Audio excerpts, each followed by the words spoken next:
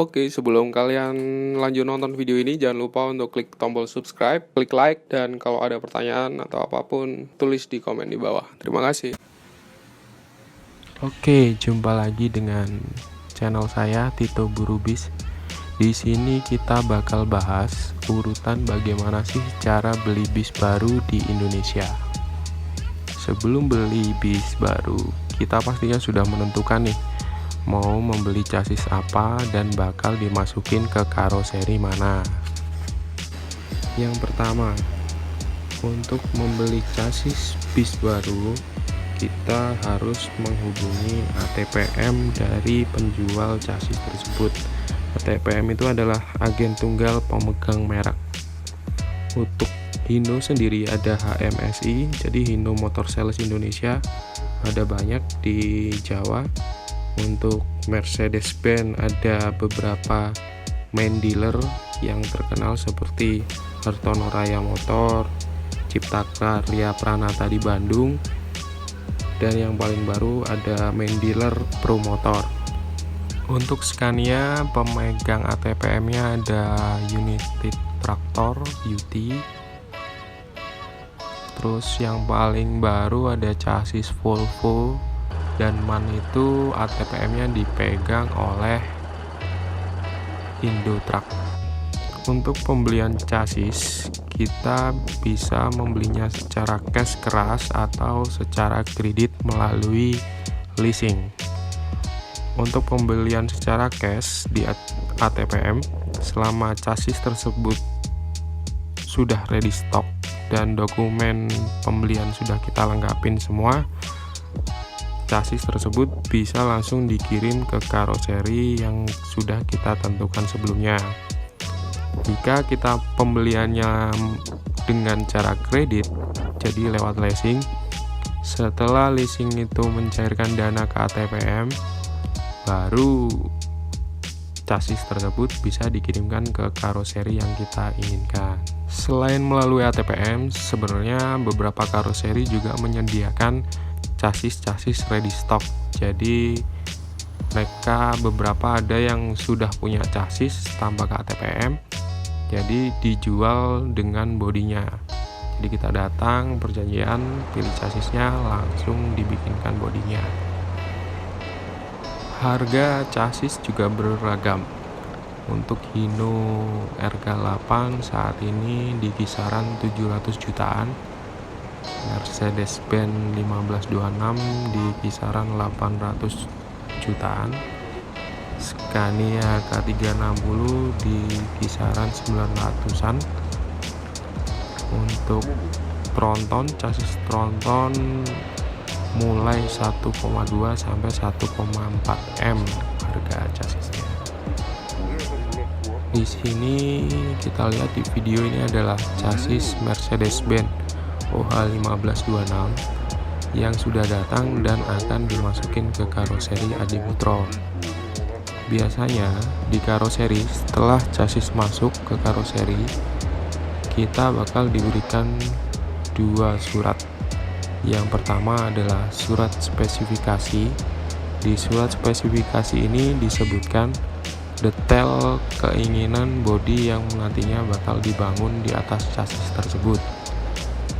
Di surat spesifikasi ini disebutkan model bodinya bakal jadi bagaimana, model apa, spesifikasi sampai terkecil, jadi sampai bagasinya mau dikasih karpet atau gimana, atau pakai bordes, interiornya mau pakai penutup atau enggak, sampai AC, sampai jok, sampai dashboard opsional semua ditulis di sini. Setelah spesifikasi ini fix, kita bakal menyampaikan livery desainnya seperti apa.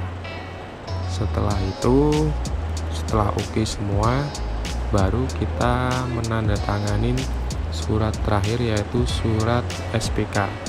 SPK ini adalah surat pemesanan, jadi surat pemesanan fix bodi kita mau dikerjakan seperti apa.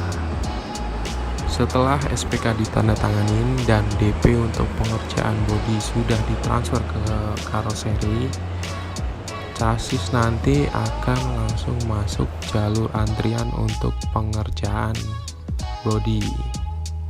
Sama seperti ATPM, pembayaran bodi di karoseri bisa secara cash keras atau melalui leasing dengan skema pembayaran kredit.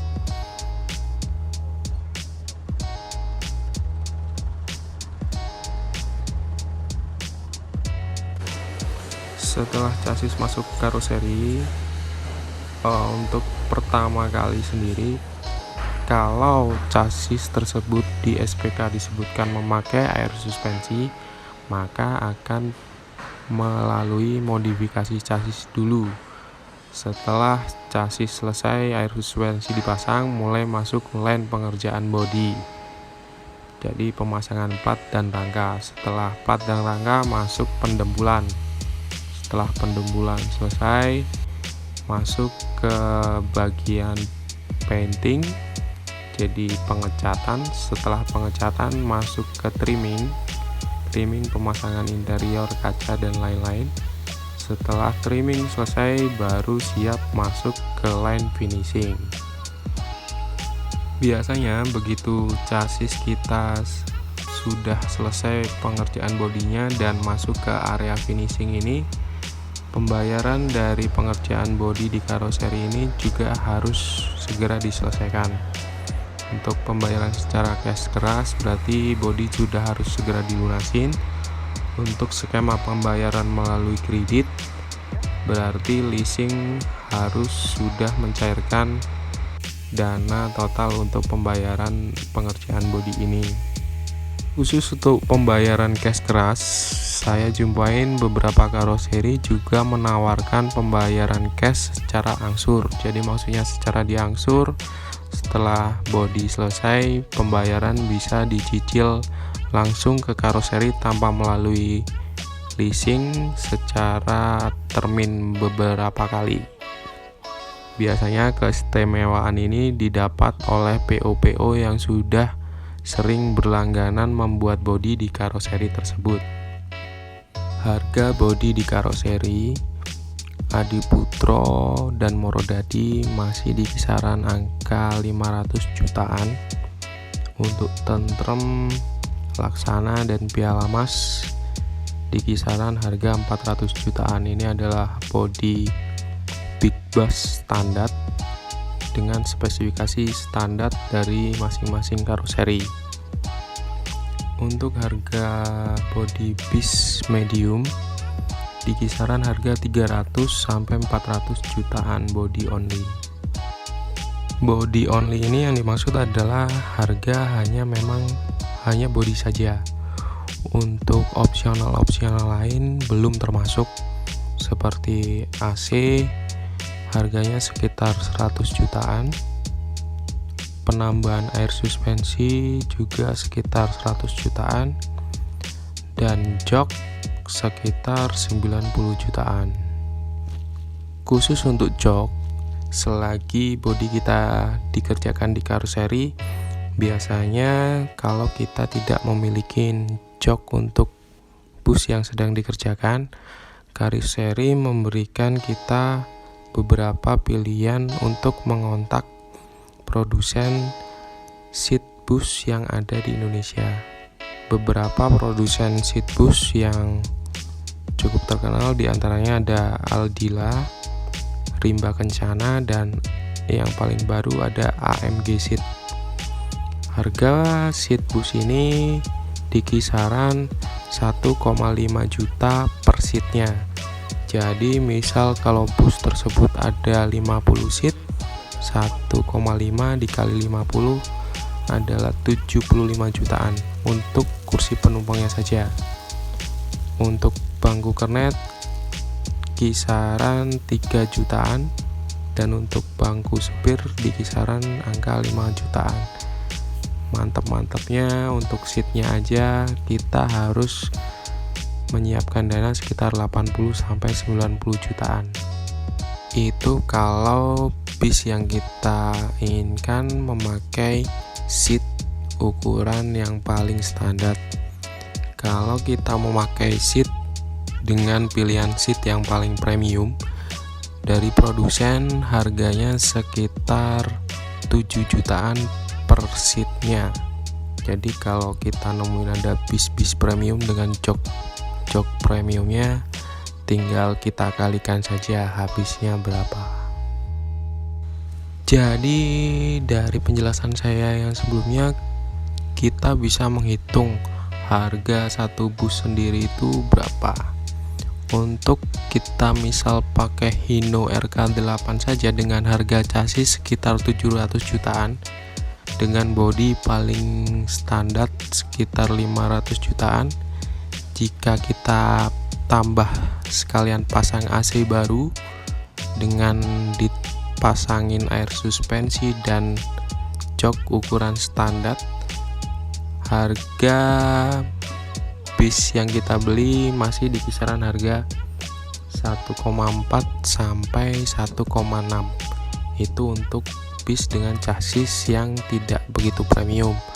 Untuk chassis premium dengan bodi yang gede seperti double decker dan yang lainnya, misal kita chassisnya pakai tronton, harga total per bisnya per unit itu di kisaran angka sekitar 1,9 sampai 2,5 M. Oke, kembali ke proses di karoseri. Setelah unit kita akan selesai dan keluar dari karoseri, kita nanti mendapatkan beberapa surat penting, diantaranya adalah faktur pembelian chassis dari ATPM. Dan untuk penerbitan surat yang paling penting dari karoseri adalah SRUT atau biasa disebut serut.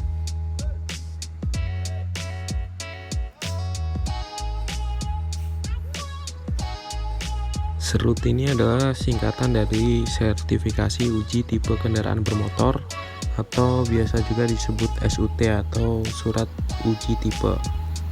Serut ini nantinya kita pakai untuk pengajuan pembuatan STNK, plat nomor, KPS, dan izin-izin trayek lainnya. Serut ini didapat oleh karoseri dari Kementerian Perhubungan. Makanya tidak semua orang atau bengkel bisa membangun bodi mulai dari nol, mulai dari chassis, karena untuk membangun bodi di chassis kosongan itu harus memiliki izin uji bangun dari Kementerian Perhubungan dan ATPM.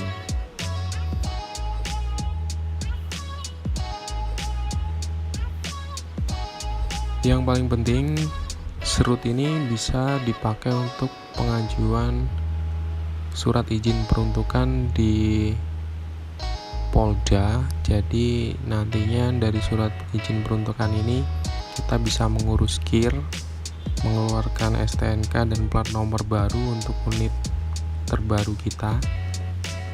Dan setelah kita memiliki KIR, nomor dan STNK, kita bisa mengajukan KPS atau surat izin pariwisata, atau juga kita bisa mengajukan surat izin trayek untuk penggunaan bis reguler. Baru setelah kita mengantongin surat-surat itu, bis yang baru kita beli bisa beroperasi.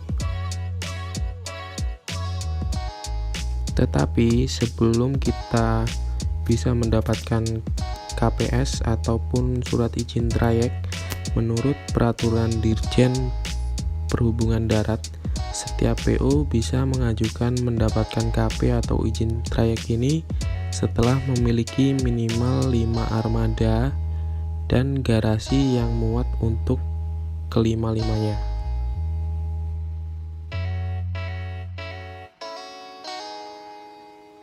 Selain itu, Dirjen Perhubungan Darat juga mengatur tentang umur armada yang kita gunakan.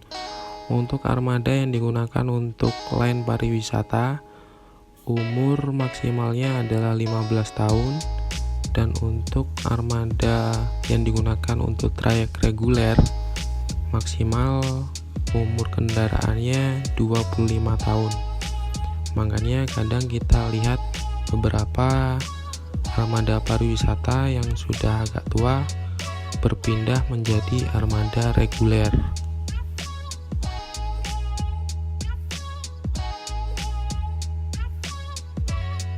Begitulah urutan proses pembelian bis baru di Indonesia secara umum. Tapi ada juga cara yang mudah, seperti melalui beberapa PO. Seperti kita lihat waktu Jamnas Bismania 2019 kemarin, PO Brilian juga menjual unit baru. Ya, ini adalah proses pembelian bis yang paling mudah tanpa ribet. Segitu dulu video dari saya. Jangan lupa like, komen, dan kalau ada yang perlu ditanyakan tulis di bawah. Jangan lupa subscribe ya.